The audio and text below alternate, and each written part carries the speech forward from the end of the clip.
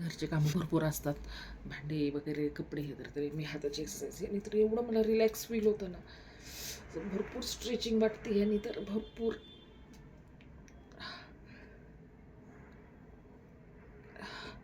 ही 2 मिनटं नंतर ही 2 मिनटं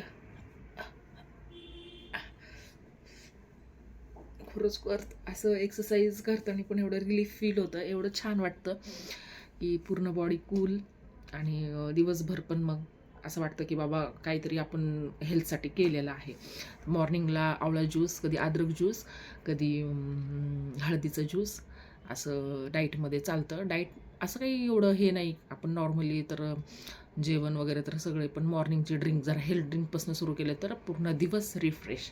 तर नंतर ही एक्सरसाइज, श्वासाचे, हे असं रुटीन चालतं. ओके फ्रेंड्स, व्हिडिओ आवडले तर पक्का लाईक करा, सबस्क्राईब करा.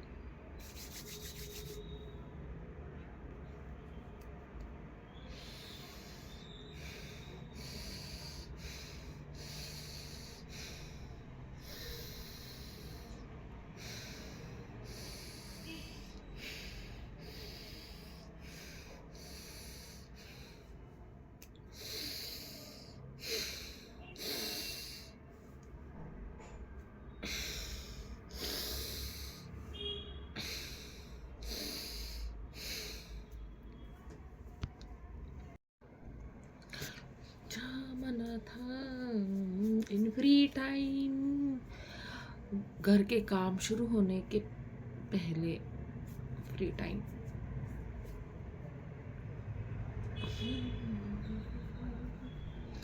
आमच्या आजोबा नेहमी सांगायचे की कानं म्हणजे नाही का असं पहिले असं कानं ओढायचे. खूप छान एक्सरसाइज आहे हे पण. मॉर्निंगला जेवढा टायमिंग भेटेल आपल्याला तेवढा टायमिंग आपण वर्कआउटमध्ये टाकायलाच पाहिजे. हे छोटंसं ऊन, छोटंसं नाही, बरंचपैकी गॅलरीमध्ये ऊन आले आणि मग थोडंसं श्वासाचे एक्सरसाइज आणि त्यानंतर थोडेसे मूवआउट. जरा वॉकिंगला मला जायला वेळ भेटतच नाही आहे असं पण, आणि थंडीमुळं जरा रुटीन तुटले तर पण घरामध्ये पण मूवआउट आणि हे फिंगर्सचे आणि हे सगळे स्पेशल पॉईंट तर सगळेच चांगले असतात आपल्या हेल्थसाठी. तर मॉर्निंगला 5 मिनटं तरी हा स्पेशल पॉईंट्स असे थोडं जरा दिवसभर रिलॅक्स फील होण्यासाठी. त्यानंतर कामं करत करत स्वतःची आपण काळजी घेत नाही, त्यामुळं मना था. तर ही मान पूर्ण अशी ही बॉडीचं म्हणजे रक्तस्राव चांगला राहतो, त्यामुळे मी नेहमीच करते. सगळे करतच असतात, पण मी खास माझ्यासाठी म्हणजे जे कोणी टाईम काढत नाही त्यांनी थोडं तरी टायमिंग काढायला पाहिजे. ज्या आहे म्हणजे ज्या ह्याच्यामध्ये रेडी होऊन जमत नाही, एवढं घरचे कामं भरपूर असतात, तर जसं जमेल तसं वर्कआउट करायलाच पाहिजे. त्यानंतर कानाची एक्सरसाइज, मानेची एक्सरसाइज,